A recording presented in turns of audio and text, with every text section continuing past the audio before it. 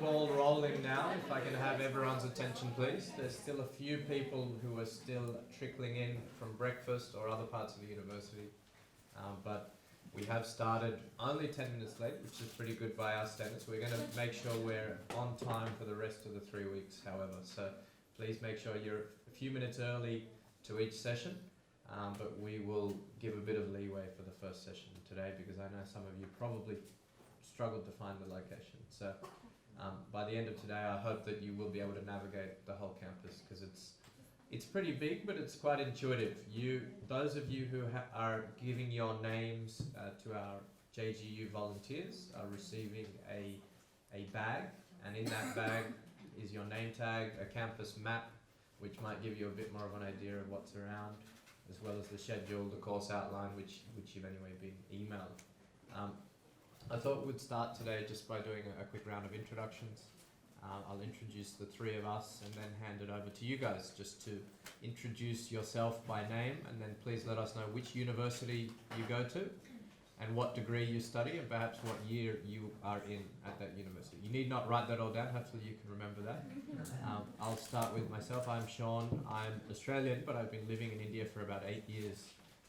And I'll give a longer introduction about myself shortly, but right now I'm assistant professor and assistant dean at the law school, and I run the Centre for India-Australia Studies and have worked with a great team of people to put this fantastic immersion program together, which I hope you will all enjoy and have a lot of memories after 3 weeks.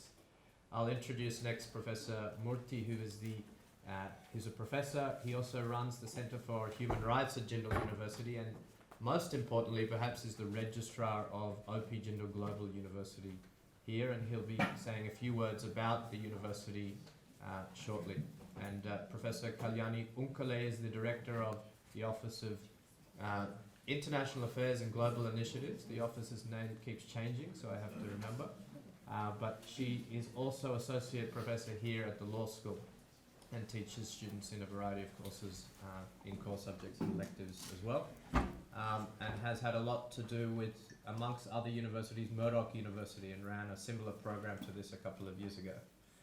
But again, I'll ask each of them to say a few words shortly, but first I think we'll do a quick round of introduction, and Surinder Kaur will ask you to talk afterwards as well. Your official title is? Director University Hall?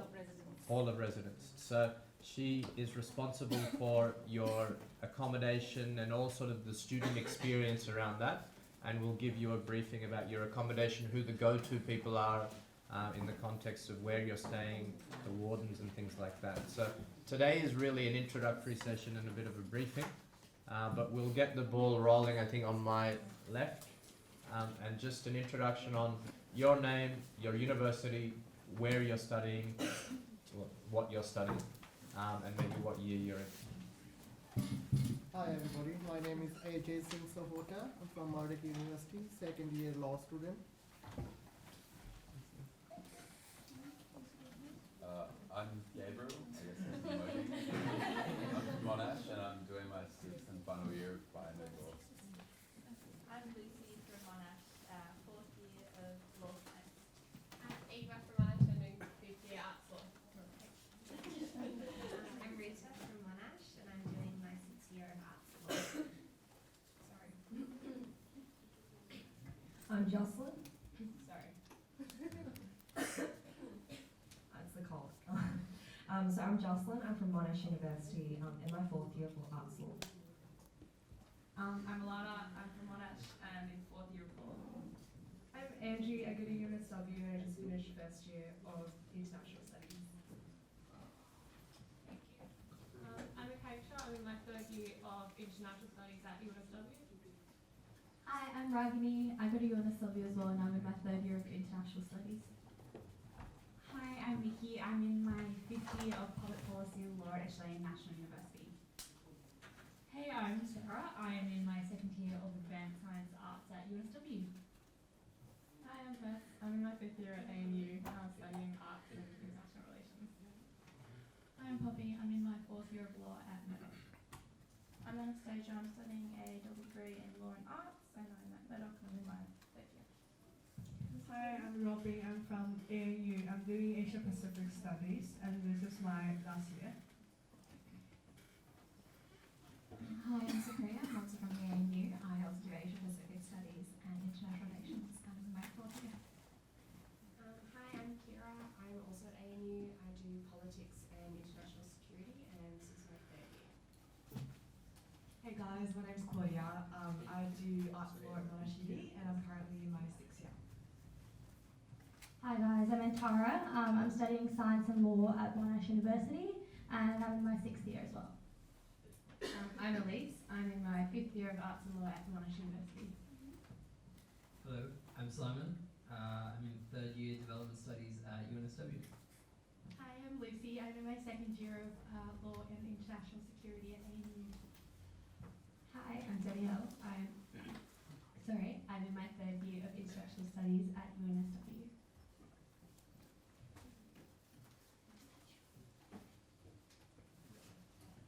Hi, I'm Naomi. I go to UNSW. I'm studying Science and International Studies, and I'm in my 3rd year.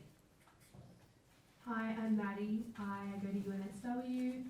I just finished my 1st year of Bachelor of International Studies. Hi, I'm Nicole, and I'm going into my final semester of Law and Psychology at Murdoch. Hi, I'm Jackie. I'm from ANU. I'm going into my 5th year of Development Studies. Hi, I'm Emily. I'm from Monash University, and I'm going into my 5th year of Arts and Law at Monash. Hi, I'm Sam. I'm going into my 3rd year of Law Neuropsych at Murdoch University. Hi, my name's Joel. I'm going into my 4th year of law at Murdoch. Hi, I'm Jacob. I'm doing Asian Studies PPE and I've just finished 1st year at ANU. Hi, I'm Elliot. I'm also from ANU. I'm doing Biology and Computer Science, 1st year. Hi, I'm Jess. I'm in 3rd year of Social Work and Development Studies. Hi, I'm Vishaka. I'm in my 3rd year of Business and Marketing degree at ANU. Hi, I'm Liam. I've just finished my 5th year of an arts degree at UNSW. Hi, I'm Rahul, and I'm just going into my 4th year of Commerce Law at Monash. Hi, I'm Peter, and I'm going into my 5th year of Commerce and Law at Monash. Fantastic, thank you everyone. You've all passed that first test. So we're going to get a bit more difficult from here. But I'll introduce the Centre for India's Australia Studies briefly, which is the centre that sort of organised this immersion program. You guys may or may not know, I put a sort of brief clip up on the Facebook group. We did hold a smaller but similar program a year ago for Murdoch University, where we held similar seminars, but we've built up on that and made this sort of bigger and better, we hope. And however, the Centre for India Australia Studies does a lot more than just student mobility and engagement at a student level. We do longer term exchanges. In fact, we are hoping to have a number of longer term inbound programs. So it's fantastic to have 40 Australians here for 3-week programs, and we hope that we'll have more Australians here for even longer periods from next semester onwards as well. We do a lot of engagement in the policy space and a little bit in the business space, but predominantly in research and academia, holding joint conferences and writing joint publications and things like that. So there's a lot happening in the Australia-India space. You'll be hearing a lot from me as we move forward, so I'm not going to talk too much about that now. You'll be sick of me probably by the end of today, let alone by the end of the 3 weeks. So before I introduce our next speaker, just introduce Dr. Steve Shaw, who's from Murdoch University. So another friendly face that you can ask questions to. Steve was here last week with the Murdoch group, so knows about the campus, knows about, I guess, the expectations and what you guys can expect for the next few weeks. So feel free to have a chat with him after this session or ask any questions. And I think you're here, Stephen, for another week or so. And we'll be joined next week by a UNSW professor, Professor Mark Williams. Some of you may know him, Associate Dean of the Law School. So on that note, I'll hand over to our next speaker, who is Professor Kalyani Unkale, who will speak about generally the experience that you may be expecting, and also about our international engagements and things like that at OP Jindal. This works, you just have to turn it on. They all work. Hi guys. I'm so happy that a program that started 3 years ago with 2 Davids and 4 other students coming from Murdoch University has now grown to such a large group and to, 4 top institutions around Australia. Welcome to India, welcome to JGU. I hope you have a fabulous 3 weeks here, and I also hope most of you, if not all of you, will find that this experience opens up some interesting avenues for your future. I'm not going to say much about our international collaborations because I don't want to bore you with the details, but I'd be happy to take questions later on either about that, other opportunities, to come to JGU under various international programs, or just campus in general, or JGU, other schools, etc. So, yeah. So before we sort of open to you guys, I'll ask Professor Murati to just say a few words, introduce you to the campus that you're now on, and maybe tell you a bit about the history of the university. Good morning. I want to extend a warm welcome to all of you to the OP General University. We were established in 2009. We started with a law school.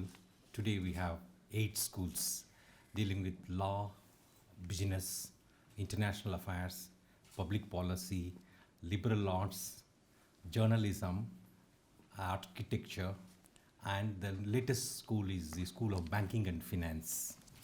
And we have over 3,600 students. As of now, it's a winter break, and then you don't find hardly some 10 students on the campus, isn't it? No? But our semester reopens in the first week of February, and then, these students are from 29 states of India and also from abroad. We have students from about 20 odd countries from the world, and our motto is that of a private university promoting public service. And if you look at the vision of the university, our university aspires to be a role model for excellence in teaching, research, capacity building, and community engagement. Last month alone, we conducted a number of high-level academic engagements. For instance, with Monash University, we organized an international conference on the abolition of death penalty in the Asia Pacific. Professor Sarah Joseph from the Karstan Center for Human Rights was here on the 9th December. It was a trilateral collaboration involving the Indian Law Institute, the General Global Law School, and the Monash University. And in December alone, we also organized many other international conferences, one with Cornell Law School on the women's rights, and then there was another major one with the University of California, Davis School of Law. And we are also into capacity building. We have organized over 100 training programs for civil servants from the APEX, Indian Administrative Service, Indian Police Service, Indian Revenue Service, Forest Service, Trade Service, and so on and so forth. And we also organized training programs for state civil services and also for the corporate leaders. And even on the community engagement, our students are very active, trying to, through the Clinical Legal Aid Society, trying to inculcate, public participation in the development, and I understand that right now Australia is facing a very, very warm summer, and the temperatures are very high, and I hope you enjoy this nice cold weather. And I understand 47 degrees. I had been to Sydney before. Earlier I used to work in the National Human Rights Commission of India, and there was a meeting of the Asia Pacific Forum of the National Human Rights Commission in Sydney about 9 years back, and I attended that. And I cannot imagine Sydney at 47 degrees, and we have a nice physical infrastructure on the campus, and I'm sure you will explore our global library, the gym, the medical center, and various other facilities, and the ATMs, and I understand that a nice program has been put together by Shaun, and the faculty members from various schools of the university are going to talk to you on different facets, and I also find that you have a number of field visits and visits to Agra, Delhi, and even corporate law offices, and in fact I'll just say a few more words about India. As a there are when I was a young student, we were taught that every year India adds one Australian population to its size, and that's the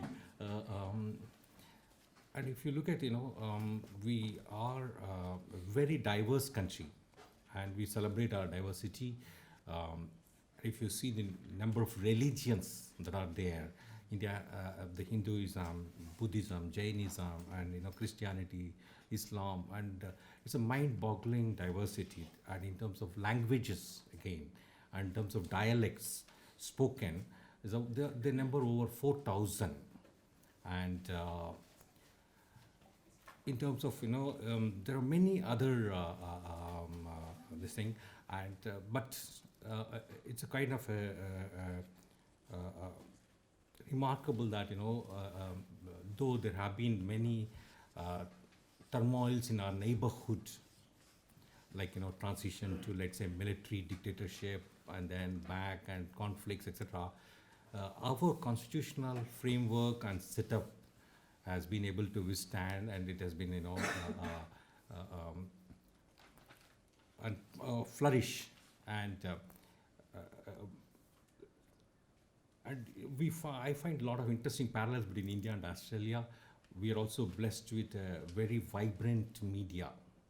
When you open papers every day, you find that there is a fearless, independent journalism, which is, in fact, a few days back there was a story which was broken by Tribune. It's about, a citizen identification number, about the breach of a data, about and that's it was an investigative story broken by one of our papers, which made the government very uncomfortable. The government has just launched an FIR, and but see, the fact of the matter is that we have a free press and an independent judiciary, and we are also blessed with a number of important institutions like the Human Rights Commission and other. Today, we, in addition to the National Human Rights Commission at the apex level, we also have separate commissions for women, children, minorities, scheduled castes, scheduled tribes, and there's a persons with disabilities, and and they have their counterparts in the states, and together we have over 170 odd institutions, and they really provide a very robust framework for the protection of rights in India. And there's a famous writer called Kushwant Singh, and he once said India is a land of numbers, except we have about 1.3 billion population, and he used to say that jokingly that exceptions to any rule will run into millions, and there is a lot that we need to know about each other. I mean, like for instance, the kind of development trajectory that both countries are taking, the kind of complementarities and the kind of, the collaborations that can be forged at various levels. And today, our university has collaborations with over 200 institutions across the world in 50 odd countries, and even in Australia we have a very significant engagement, and we have hosted Professor Hilary Charlesworth, Professor Ann Arbor in the past, and we have been having a joint exchanges. We have had summer school, for example, in the Melbourne Law School has been hosting a summer school for our students for the past few years, and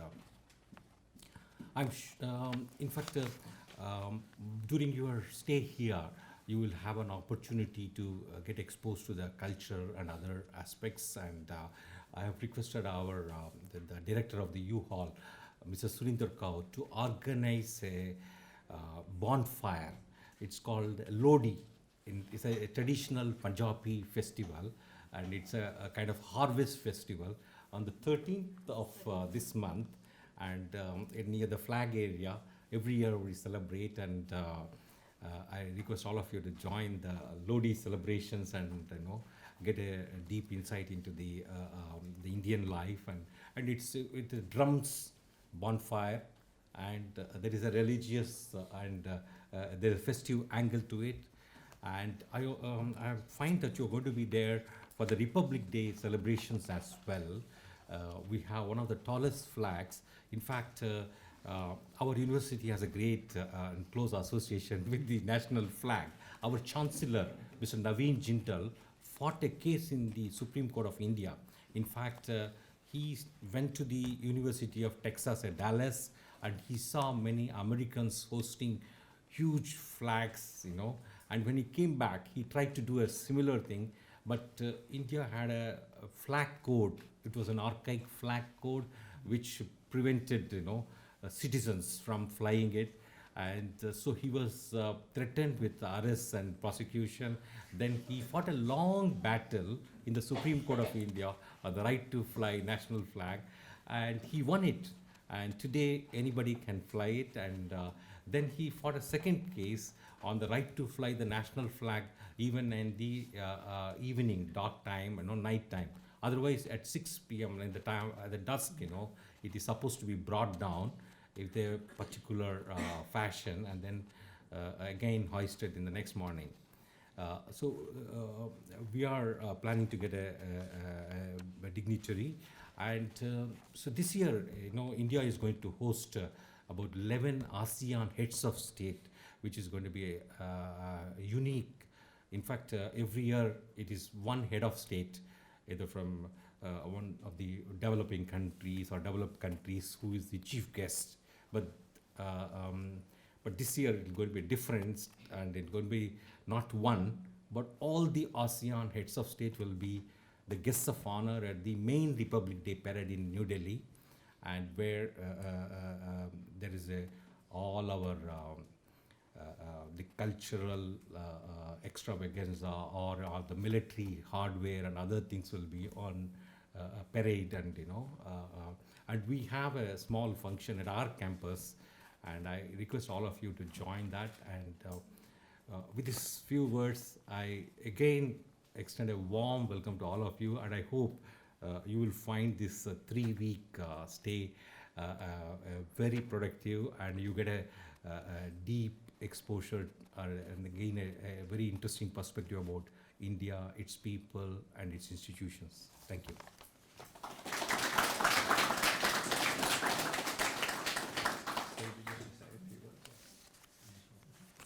Okay, well, how do I turn it on, Tony? This thing in the middle.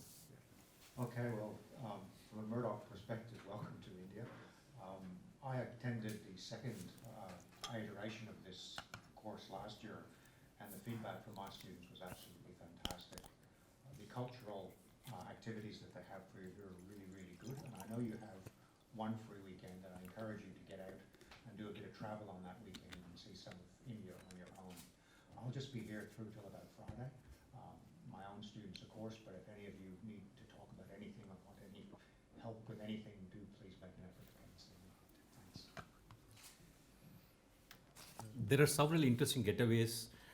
The Sonipat is very close to the Golden Triangle of Agra, Jaipur, and it's also close to the Amritsar, where there's a Golden Temple, and Chandigarh are also very interesting cities, and there are many other interesting getaways for the weekend. And, Great.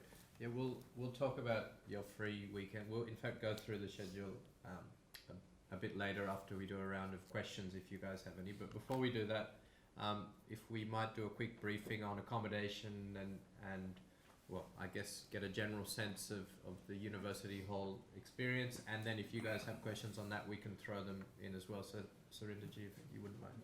Good morning, everyone. Welcome to India and welcome to JTU. I hope you're comfortable in the accommodation you've been provided. So at the back door, there are important contact numbers. So at the back door, there are important contact numbers. Please do save warden's number, which is one point of contact for you for everything. Maybe facilities, maybe anything around, maybe you need a cab within the campus, or maybe it's a medical assistance you need. So that is one point of contact. 24/7, the warden is available in that particular block.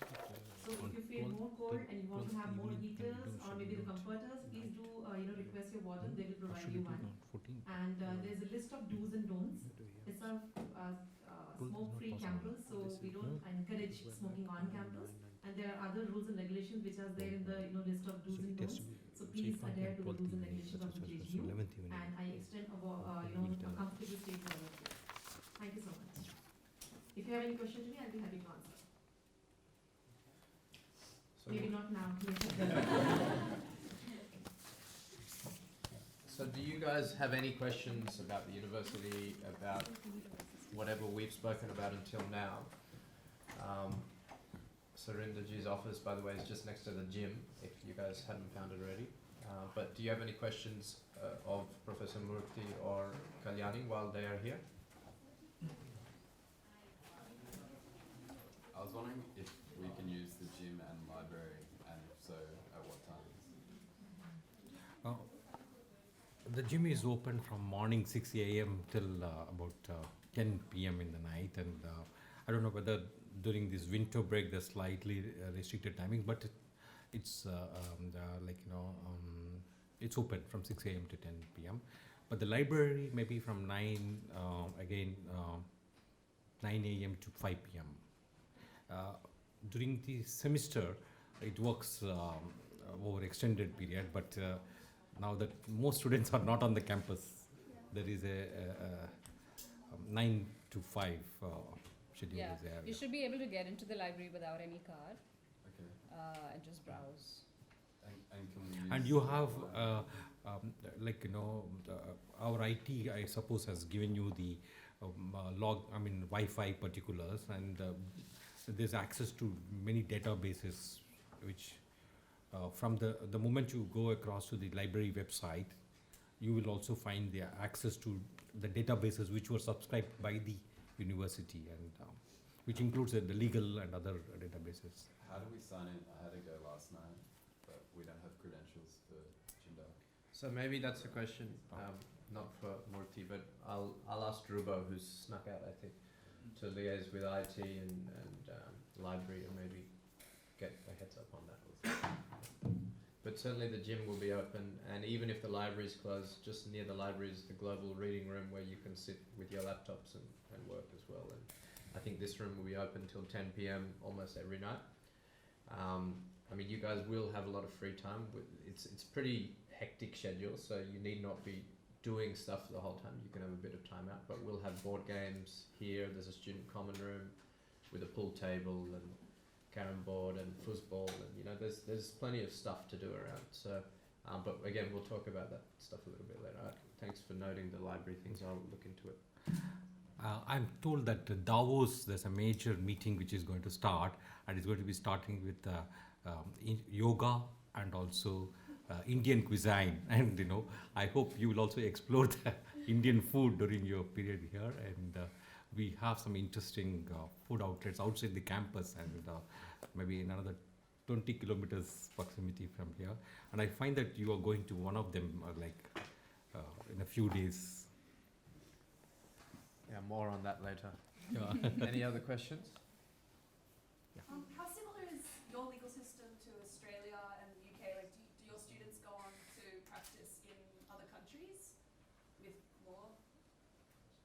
Like, is it very similar, or because it's like most law schools? I was just curious. Do your students go on? Like, what are your alumni like? Like, what do they do?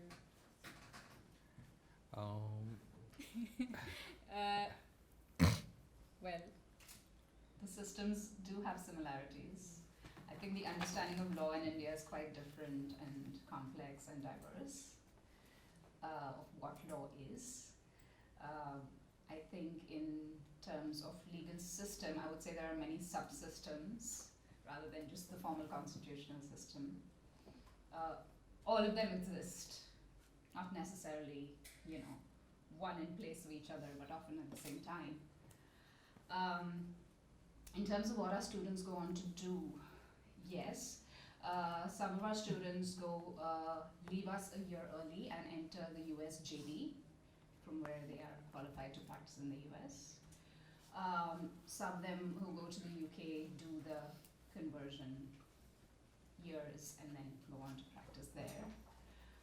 Some do internships and come back to India. The development related to Australia is very recent, which I'll let Sean tell you about. And it's also exciting because it's for JGLS students only and not India-wide development. So that's an effort that's Sean been behind. So I'll let him tell you about that. Yeah, which uni are you from? Monash.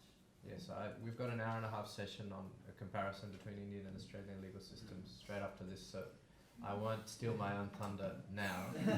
However, to answer the student question, this is really, as Professor Murthy said, really is quite a global university, not only by name. So as a result, there are a lot of international faculty, like myself, but there's about 20 different countries represented on faculty, including Iceland, Bulgaria, US, parts of Africa, South America. In that sense, it's really diverse, but also students seek international opportunities. I think the vast majority of students end up working in India, either as barristers, or here they call them advocates, or in law firms, or in-house, or other areas. That's the law school, but in other degrees, it's the choices are endless. But many do seek international opportunities, at least for postgraduate study. So like either the JD or an LLM. In fact, we're setting up a couple of pathways and LLM opportunities for our students in Australia, because Australia market is growing for various reasons that we'll talk about later as well. But the thing that Kalyani alluded to was the Law Council of Australia has accredited this law school, Jindal Global Law School, as a foreign recognised degree, if I could call it that. So instead of doing a full degree, or at least covering the priestly 11 as they call them in Australia, the law students would know that, so 11 law subjects to get accredited to practice in Australia, our students get a waiver on that and are required only to do 4 subjects. So it's Australia in a sense recognising that the Jindal degree is A, good quality, and B, in one sense similar to Australia's legal system, so they cover off a lot of the subjects like torts and contracts and things that might be similar. And therefore, it's a lot of students are thinking about a dual qualification in Australia as well. But before that, I think US has been the main kind of focus. Some of our students have qualified in the US bar exam and enrolled in US, and similarly they are also practicing in UK. Any more questions, guys? I'm sure there will be more as we go on. But Actually, I have a question. So I noticed that Kirby's coming. Yes. So I was just wondering, why is he? Look, there's still time for me to ask him not to board his flight. That's what you're asking. I'll talk about that a little bit later. It's fantastic that Justice Michael Kirby's coming. I think most of the people in the room would know of him and perhaps have heard him speak. He's a great orator and, we'll absorb whatever he does tell us. He is in fact not coming especially for us as much as we would like to think so. Although he's sacrificing the whole day for us for a couple of events and speeches, but he has been appointed by the Supreme Court of India as an arbitrator in a commercial matter, I think. So a big legal dispute, and he's actually a good friend of India and does come back regularly. But we'll be talking about Justice Kirby and what he's going to talk about a little bit later. Anything else? Sorry, I was just going to say, are we allowed to pat the animals on campus? That was a joke in our room this morning. I thought it was fine, but I figured it was last. I'll let, Murthy and Kalyani might have very different perspectives on this. So So I figured it was okay, but it's kind of shedding, and so I'll let Kalyani or Murthy official answer. So I have a dog adopted from campus, so my answer comes from that perspective. I would say in terms of the strays or the Indian dogs, let them come to you. Don't go to them and, start. Also, try to make sure you don't feed them near the academic block. So it's better to, if you're planning on feeding them, feed them more on that side. And yeah, please, enjoy. They're amazing. Do you We want to love give them. official answer? And there should be a lot of little pups around now as well. Because, they will be harder to find, but we've had a few litters born recently. Oh, this it's a very complicated and protracted issue. The whole campus community is divided, with some supporting the strays, some saying that they should be removed from the campus, and my own request to you is that so please be careful while this thing, and they on their own, they're all used to students, and they on their own they won't do any. But if you're chased, or if you're that thing, or barked at, or be careful, don't this thing. And otherwise they are very, very nice. And so what happened is that we have been trying to evolve a kind of a policy on the strays, and they coexist with us. And it's like it took us some time to get this into place, and so right now they are there, and they are part of the community. And yes, so they cannot, students cannot bring them to the inside their hostels or into the academic block, but the flag area or the open grounds, yes, they can be. Yeah. And I think the fact that students can't bring them to those places doesn't mean the dogs can't bring themselves to those places. That's okay. I've had a couple of them sort of join my classes, which must be very interesting. No, anyway, I think the rule of thumb for anything while you're here for 3 weeks is just be careful and use common sense. But Kalyani is right. In fact, there are two sides to the debate, but the students do give them a lot of love and affection on campus when they are here, so they're probably starved of attention at the moment. But just be careful. Actually, I have to. There's something more. There are two kinds of what you call dogs here. One is pets, which are owned by faculty members and non-teaching staff. There is a policy which guides that they're supposed to be on a tight leash, and somebody has to be with them all through. And there are strays which are in the open, and so you have to be discreet and so you have to be circumspect at all times. Any other questions? Wasn't expecting that question. Just by the reaction when Kalyani was speaking about the puppies, just be aware that quarantine to Australia is really quite complicated. So I wouldn't think about smuggling any back to Australia. I can see a few of you were thinking that. Nip it in the bud. Did you want to add anything else? No. All right, so we'll take Professor Murthy for being here and welcoming you. So thanks again for Thank you. Have a good day. And Kalyani will stay here for a little bit as well. But I guess the purpose of this session was just to welcome you guys. We're almost all here. Even Elliot, who arrived at 4 a.m., I think, good effort. And a few of you who arrived at around midnight. So today, we're not going to do a particularly long day. My advice to you is the next few days to try and get over any jet lag you might have and don't go to bed too late. But because the next few weeks are going to be pretty full on, and there are a few sort of 5 or 6 a.m. starts when we do big day trips, or when we do, our domestic flights for the Monash Murdoch people. So there are basically manage your sleep and manage your health. You've come from 40 degrees to half of that or less. So just be careful about cold and flu and stuff like that. Has everyone received their bag with name tags? Can you just all throw your name tags on so we know that you've got them?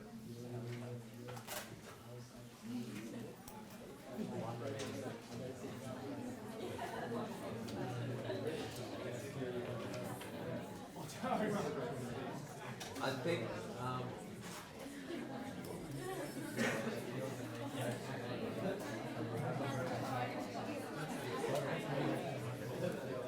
if anyone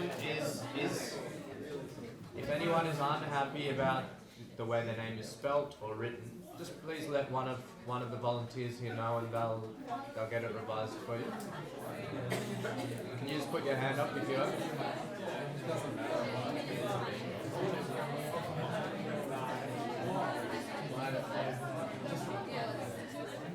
Just put your hand straight up if your name tag needs amending, basically. And then my advice to you would be to write it on the pad of paper in capital letters in front of you, and then give your name tag to one of the volunteers and they can get it redone.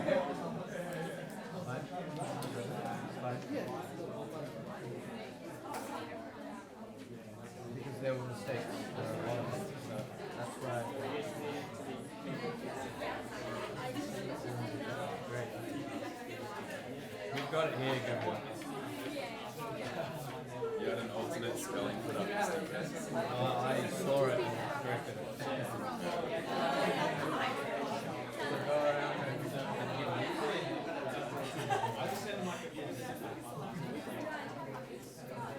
And if anyone else, then you have to write it. Right, so some of you have your names sort of put the wrong way around. We've already rectified that. So they'll come around while I'm talking, but if I can, I know you're all very excited, but if I can have your attention so we can get a move on. We've got a lot of ground to cover. Typically I ask once and then just stand here looking blankly at people. That's my rule of thumb in my classes anyway. Usually it doesn't work, but then they just don't get an early mark. Right, so what I wanted to talk about is just run you through the pack that you've got in front of you. So I want you just to all kind of unpack that. Try not to lose what you've got there, but there's some really important stuff in here. Before I do that, you were sent an email about your passport. Has everyone sort of given their passport, relinquished your passport to a volunteer? Basically, we need to borrow your passport till the end of this session to take a photocopy of the passport page and the visa page. A, for our record purposes, and B, because when we go to things like Parliament and Court and the High Commission, we need to furnish that sort of document to them. So rather than, giving them 50 passports every time, we want to give them 50 copies. So have you guys all given passports already? And if you haven't, please there's 2 volunteers here, Aishwarya and Arzu. Please just make sure you get your passport to them in the next sort of 5-10 minutes. And, yeah.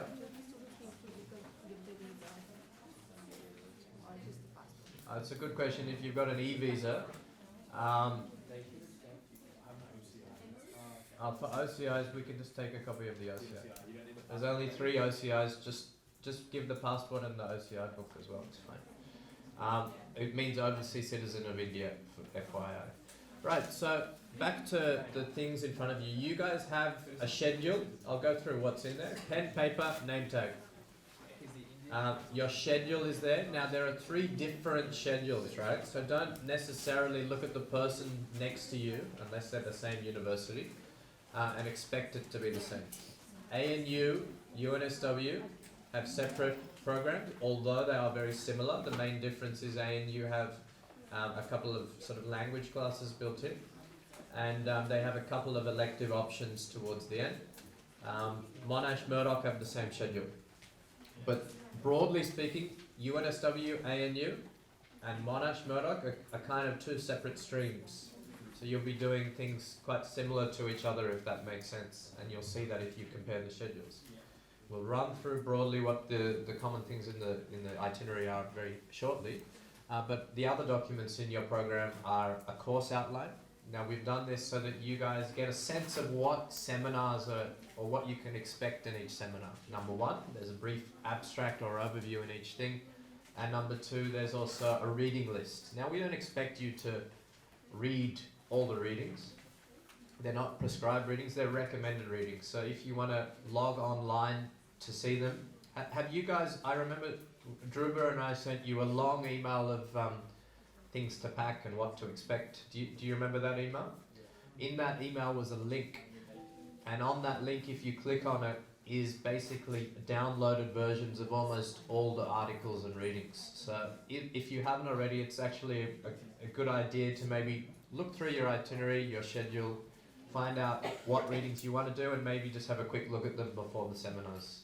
And certainly, based on the research paper that you all will have to do, the reading list is actually a very useful starting point in terms of your research. So that's the course outline, and we can answer questions on these very soon. By the way, both the course outline and the itinerary will change. You know, faculty members might be sick and have to cancel. We've already had to change the timing of 1 or 2 sessions slightly, so it's already slightly changed, but we'll tell you at least the day before or on the morning of, in case there are any timing changes or schedule changes. There is also a campus map. You'll need that today for one of the sessions after this welcome session and after lunch. So have a look at that, get an idea of the campus today, and we hope you will, based on the sort of amazing race activity that you get to do a bit later today. It's sort of forced navigation of campus. And finally, we have the release form, which we'd like you to all just quickly sign now. Have a quick read of it, particularly the law students. Good practice. But basically, we will have paparazzi with us all week. It's fantastic. We've got a couple of photographers and video who will be taking photos on particularly the cultural activities and the seminars. And we want you to, basically give us permission to use those, and hopefully create a nice video like the one I posted on Facebook, which you would have seen hopefully by now. So, and it's really great because we've got Gaurav, who's your partner for social media? Ridul? Ridul and Gaurav are going to be working with the Jindal social media team to kind of get a couple of good photos each day or each session and each cultural event, circulate them on the Facebook group, number 1, so you guys have a bit of a record. But also we would encourage you guys to be active on social media. So I will certainly be tweeting on Twitter. Jindal will be on Twitter, Facebook and Instagram. So feel free to have a look on your social media if you are active on social media, but we certainly will encourage that. And you guys can be creative and make a hashtag before it starts trending. I'm not going to delve into those kind of issues now. That's kind of what's in your pack. Have I missed any document in your pack, or has anyone got any questions about what's there? By the way, please keep the bag, the pen and the paper. And I would encourage you to wear your name tags, at least for the next couple of days while you're getting familiar with each other's names. And so that you're easily identifiable on campus. But certainly wear your name tag and bring your name tag when we go to important site visits like the Australian High Commission and things like that. So it'll be easier for us to gain entry if we're all identifiable as a group.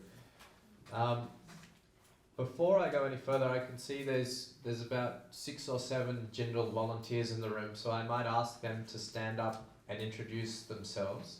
There are 11 students from Jindal Global University from all the different schools, not all, but 3 or 4 of them, who are here to work with you guys, help you and help us make sure that the program is a success. But of course it gives you an opportunity to ask them questions about what life is like as a student in India, what life is like growing up in India, although I must say not all of our students are from India, but I'll let them explain where they're from when they introduce themselves shortly.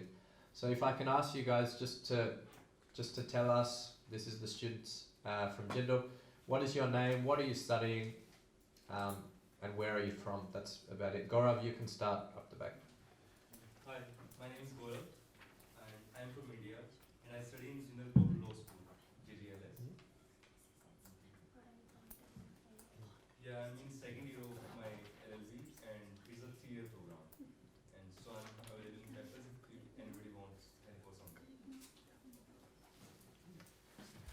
Hi guys, I'm Meetha Awasthi, even I'm from India.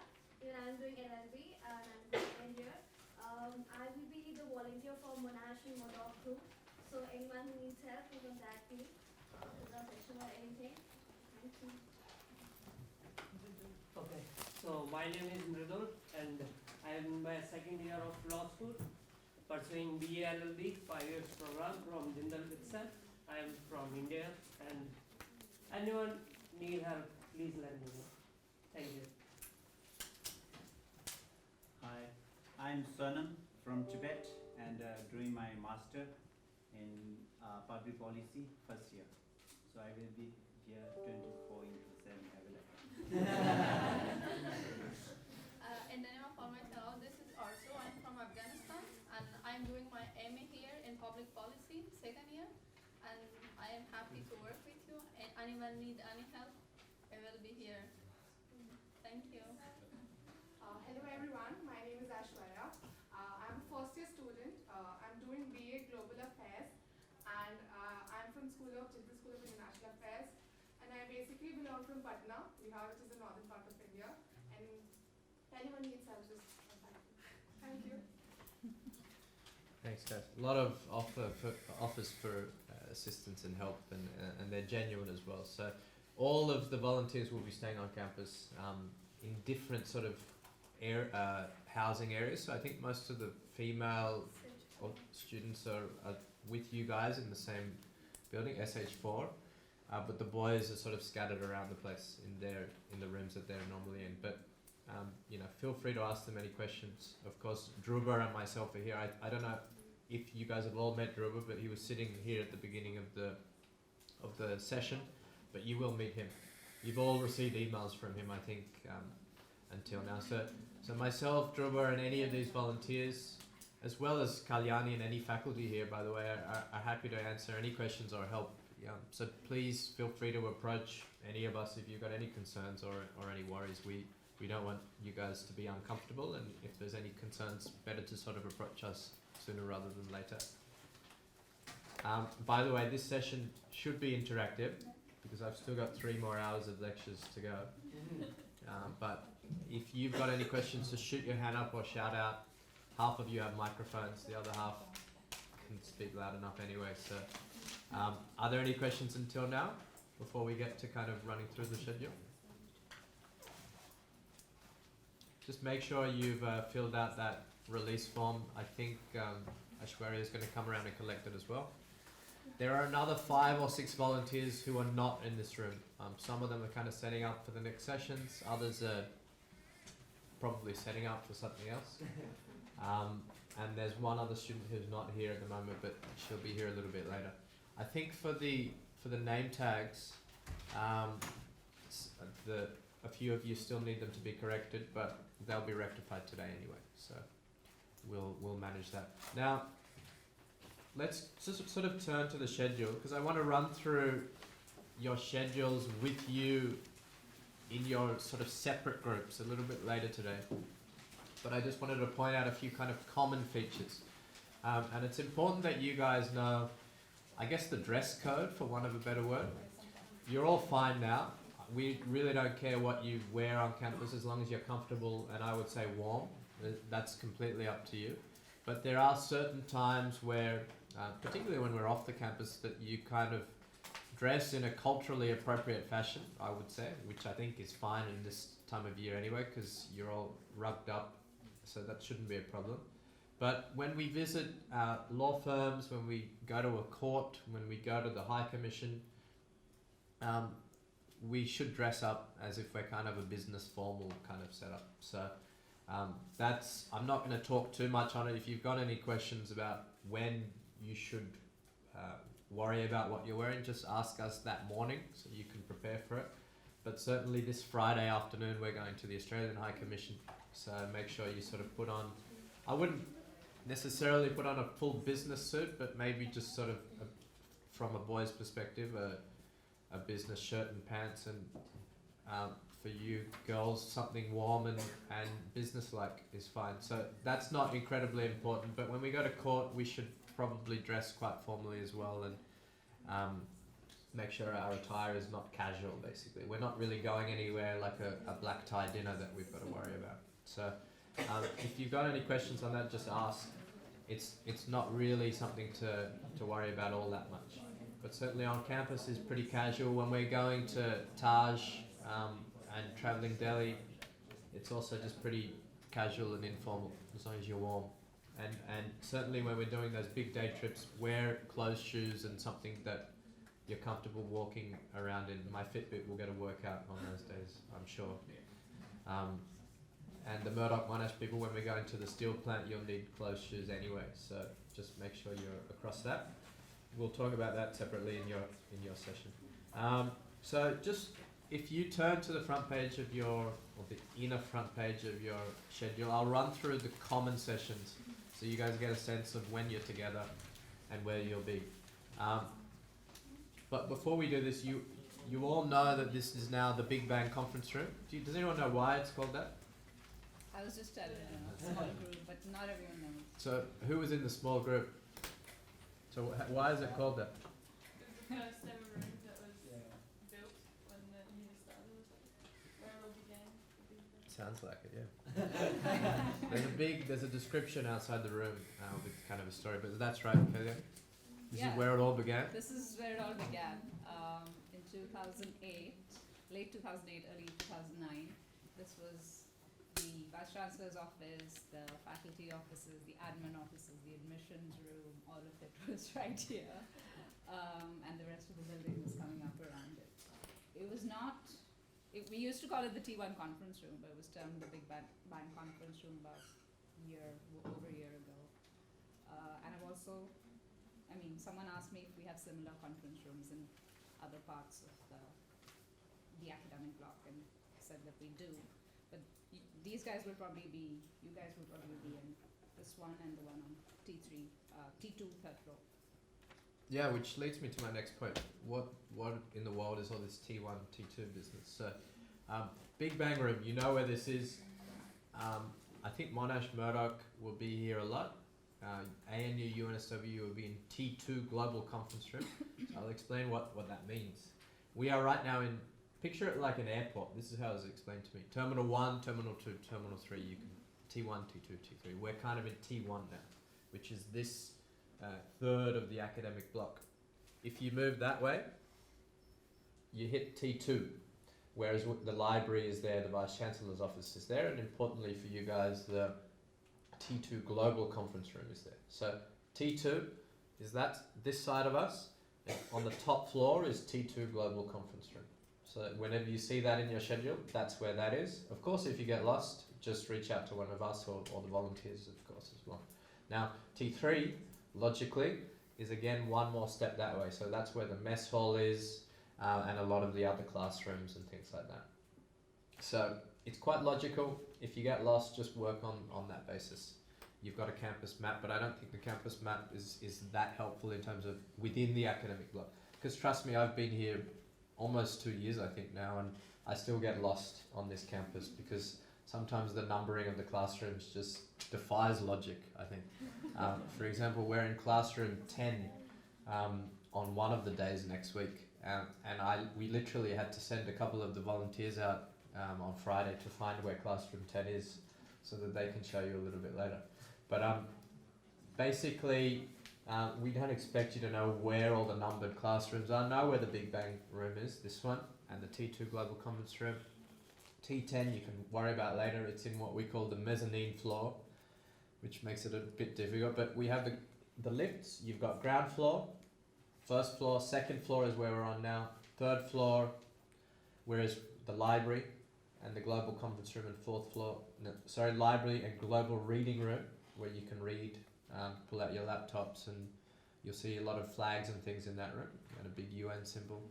And fourth floor where the conference room is. Now T3 is a little bit complicated if you're walking around, but again the volunteers can help you with this, but it's kind of blocked off. You can't get from T1 to T3 on level 3, right? So what you have to do is go down the stairs and up, or something like that, or catch the lift. Does that make sense? The library blocks off the transit from T1 to T3, basically. But you'll figure all this out. It's just that I remember my first day or week or month on this campus, I just kept getting a bit lost. I still do. But that's the campus, and that's the main rooms you need to know about. In terms of where you are eating, where have you been eating, volunteers? Is it mess? So the staff mess, we might be moving breakfast, lunch and dinner to downstairs, sort of under us here in T1, but we'll let you guys know that soon. Basically there's a little bit of renovation going on campus, so we're shuffling a few things around. Now the food served here is typically Indian vegetarian food. However, we will have a couple of outlets open, I think in the evenings in the food court, which again you can see on your campus map, I think, but it's not difficult to find. It's on the way to, you'll see it kind of like a white tent on the way to where the boys' hostel is, and on the way to the gym. But I think there'll be probably Subway and a pizza place and some other place open. So if you're craving non-veg food, as we call it here, or meat, there are a few options. You might be able to work with the volunteers to order in meals, and certainly we are off campus a number of times every week anyway, and we will have access to different types of cuisines there. But the food's not all that terrible, and I think we'll manage. Kalyani, you have to head up. So thanks to Kalyani for being here. In case you need to speak to her or anyone in the international office, it's basically at the front of the campus, almost under us directly here. Yeah. Thanks. Okay, bye.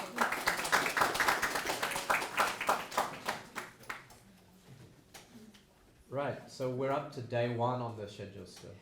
I don't want to spend too long on this, but you guys just have a quick look through the schedule. If you've got any glaring questions, please ask me. And I'll just mention a few interesting points or things that might not make sense at first glance. At 3:30 tomorrow, we're visiting a place in Sodify that's about 30 kilometers away, but that timing might be revised somewhat to about 4 p.m. We'll let you know tomorrow. It's going to be a place where, from what I understand, there'll be kind of Rajasthani kind of vibe. So puppet shows and maybe elephants and camels and some nice food and things like that. So to give you a real sense of India as an introduction. But we'll see what happens tomorrow. It should be fun. We'll all go on over on a bus, and dinner will probably be over there as well. So that's kind of a common thing tomorrow. We also have a common session after lunch tomorrow with General Kocha, but you can read up on that on your schedule. Wednesday's mostly seminars on campus. Nothing really to speak about until we get to Thursday, which is when Justice Michael Kirby's here. It's fantastic to have him here in India, and great that he, basically is going to have a private chat with you guys in this kind of environment, which is kind of cool and kind of unique. So I think what we're going to get him to do is he's just been chairing this really interesting UN Commission on North Korea. And he said he'd be happy to talk to you guys about that, which I think would be pretty cool. So unless anyone's got any objections to that, I think we'll stick with it, and he'll talk about that on campus. followed by, we'll go to Delhi that evening to what's called the Indian Law Institute, which is basically a deemed university, they call it. It's a law school, and they teach, it's opposite the Supreme Court of India, and we're really fortunate, it was confirmed just recently, to have both Michael Kirby and Justice Chandrachud, who's a Supreme Court judge. Now in India, the Supreme Court is the highest court. They both will be speaking in Delhi, and we'll be going on a bus. So we'll be leaving here, and again, that timing will change a little bit, but we'll let you guys know, because that event is now starting at 4:30, so we'll have to leave here by 2:30 on Thursday. So that's again another common thing. Then Friday we have seminars in the day basically, and then head to Delhi to the Australian High Commission, where we will be briefed, not by the High Commissioner because she's travelling on that day, but by numerous diplomats who are there on compound. So they are experts in, so we have kind of councillors and secretaries, first, second, third secretaries in politics, in economics. We might have someone from the Australian Trade Commission, from Treasury, all different areas of government who can kind of brief us about the relationship, about what it's like to be a diplomat. And I know a lot of you are studying international affairs and things like that, for example, or have an interest in international law. It's really good to get a sense from people practicing in that space. Saturday, Sunday are both really big days. We're going to Agra to see the Taj, and then we're going to see a few historical sites in Delhi the following day as well. So I won't talk about those 2 days too much, but all I'll say now is dress comfortably in warm clothes and walking shoes, basically. For Monash Murdoch, I'll talk about your Monday, Tuesday, Wednesday next week separately. Same with UNSW, ANU. You guys have a few Delhi trips on 15th and 19th, which I'll talk to you about separately as well.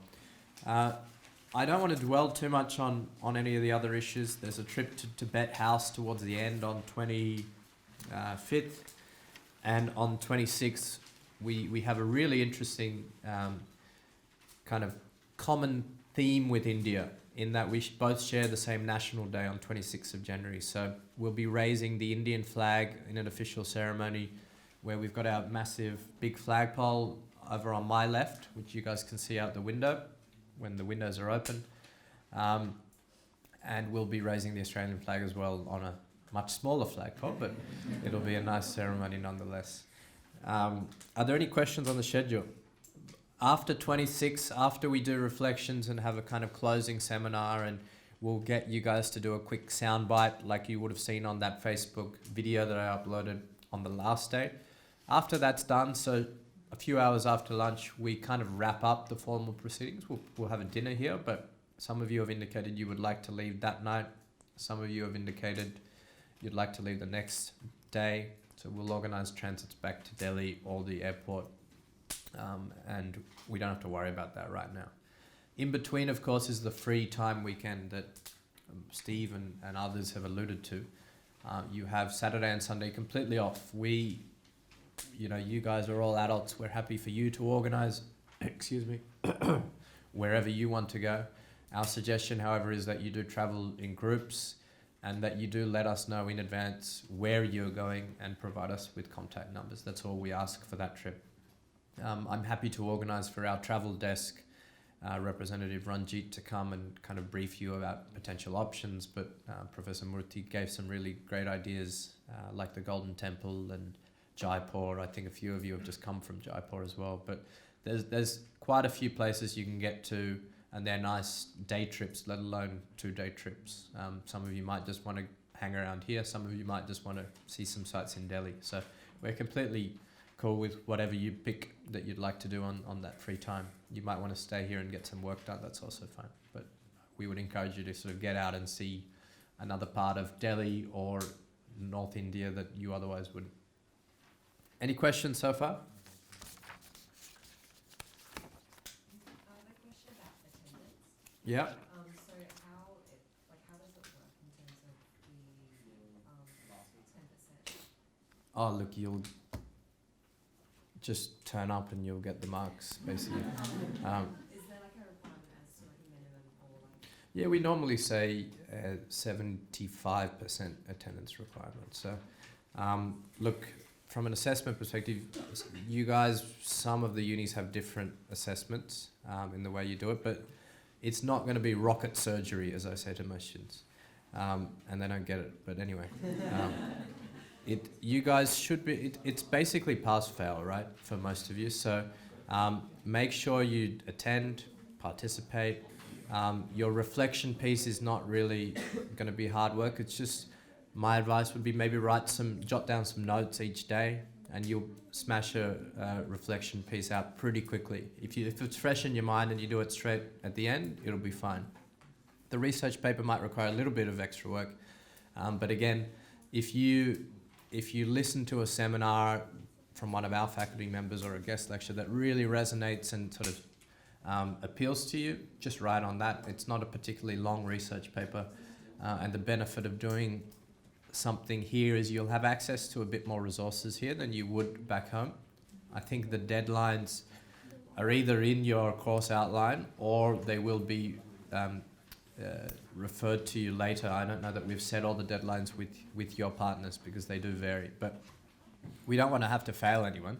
But I think you guys all should be fine. The fact that you're here and willing to participate means that you'll put in papers that are good enough to at least pass. So it's a good question. Any other ones?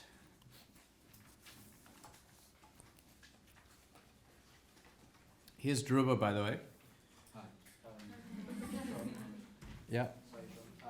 For the account when we go away to Delhi and stuff, Yeah. is that hotels or what type of account is that?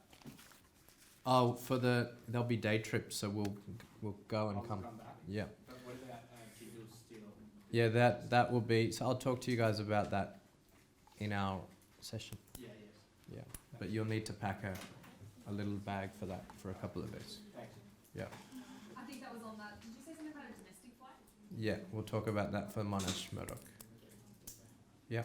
After class, if we're not going anywhere, are we allowed to leave the campus, or how does that work? You would have to talk to us and sort of talk to us first, or at least the volunteers first.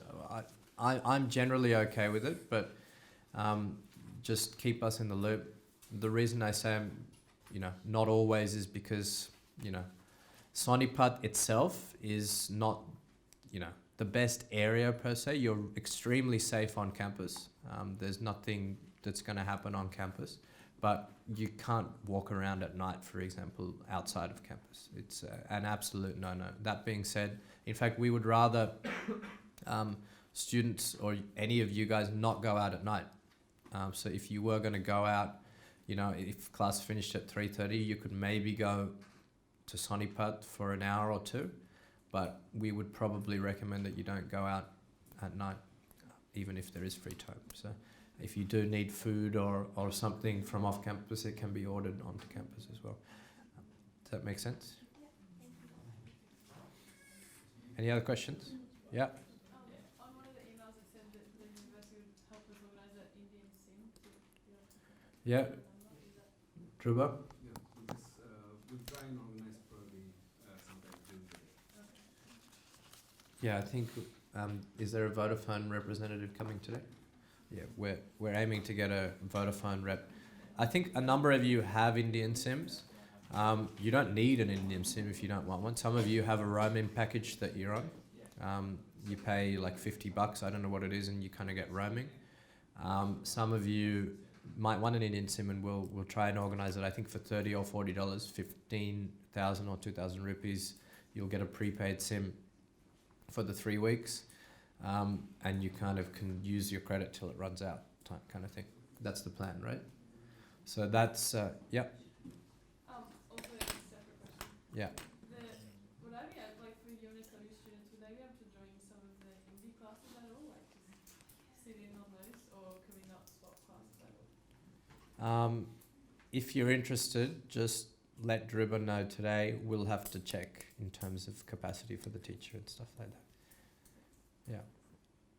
So maybe. I can't give you an answer. Yeah. Also, last question, a bit separate from the program itself, but in terms of the Hindi classes, does it mean that like JGU offers like I don't know, like units that are Generally, you mean? Generally, so in terms of like crediting it for like units, does JGU offer like arts kind of units for students that want to study Hindi? For our students, normally. I don't think we have a Hindi unit at the moment in Jindal. In fact, the teacher we're getting is from teaches Hindi in a nearby school and has taught Hindi here previously, but there wasn't enough demand amongst the domestic students for Hindi because many speak Hindi. And if they don't speak Hindi, because many people from South India don't speak Hindi, they have learnt Hindi perhaps to the level that they want to know it.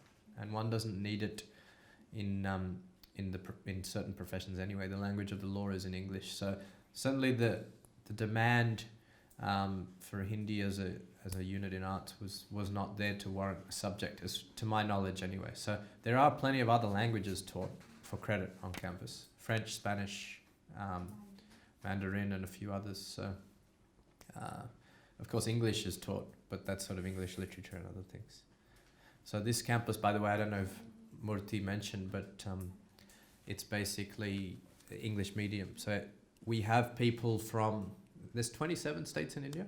Of the 27 states, almost all of them are represented on campus amongst our student body. So it's really diverse in that sense. And as a consequence, you will hear Hindi being spoken amongst students, but many students don't speak Hindi. And certainly their mother tongue is not Hindi. There might be Tamil from the south. It might be Kannada.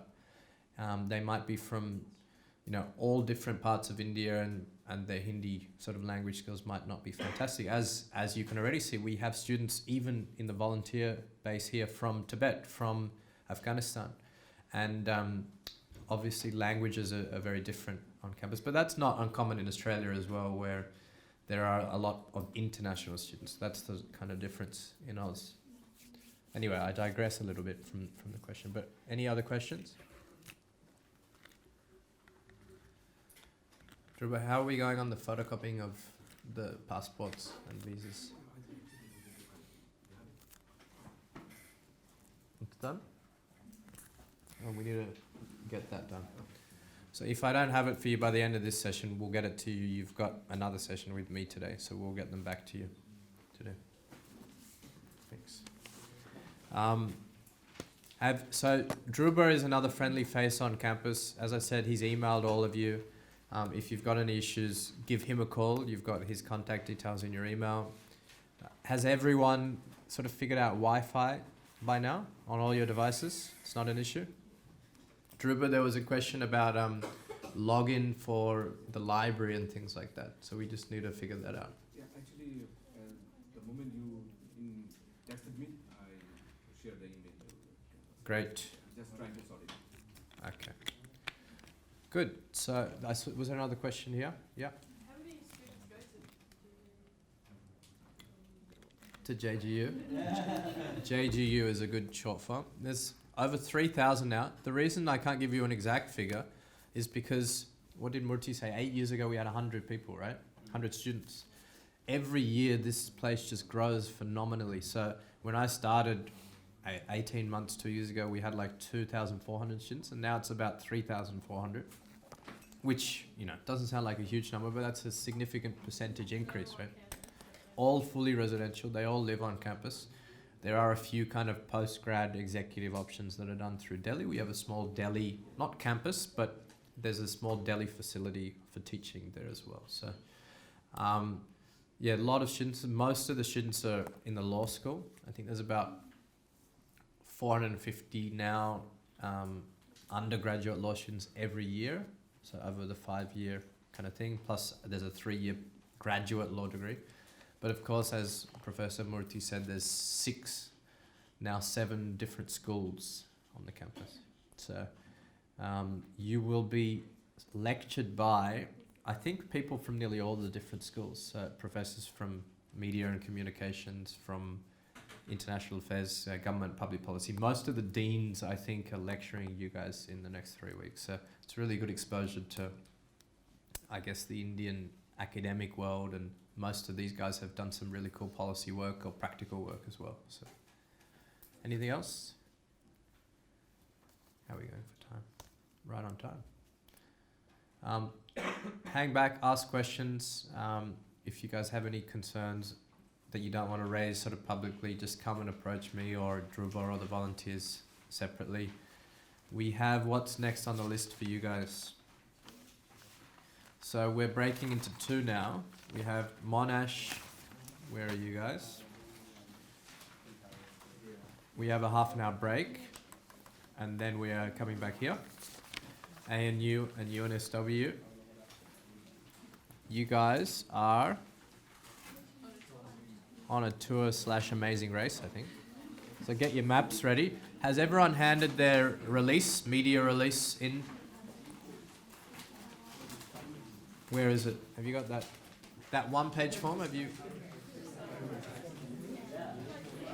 So if you haven't handed your release form in, can you please sign it and hand it to me on your way out? I'll cross-check it against the list, and the rest of you can go. I need a volunteer to escort ANU and UNSW to where you're going. For the Monash Murdoch people, just come back here in half an hour.